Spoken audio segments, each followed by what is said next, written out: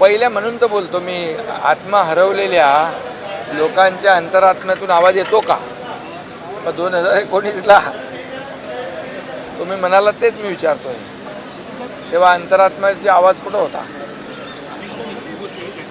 जाऊ दे, ते विषय सोडून द्या. ठीक आहे, चांगल्या खेळीमेळीच्या वातावरणात निवडणूक होते आहे, बिनविरोध होते आहे आणि त्यामुळे सर्व पक्षांचं देखील स्वागत केलं पाहिजे.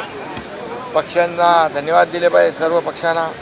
आम्ही देखील शिवसेना, भाजप, महायुतीने, राष्ट्रवादी महायुतीने अधिकचा उमेदवार आम्ही दिला नाही आणि त्यामुळे ही निवडणूक जी आहे बिनविरोध खेळीमेळीच्या वातावरणात होते, हे चांगलं आहे. तुम्ही अधिकचा उमेदवार दिला तर अडचणी वाढू शकेल म्हणून उद्धव ठाकरे रिंगणात उतरले नाहीत, कारण अपेक्षा होती एकनाथ शिंदे देतील उमेदवारी.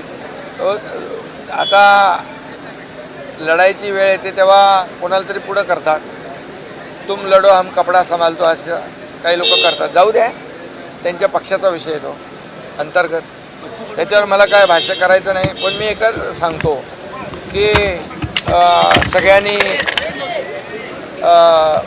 समंजसपणाची भूमिका घेतली, काँग्रेसने देखील घेतली आणि म्हणून ही निवडणूक बिनविरोध होती आहे.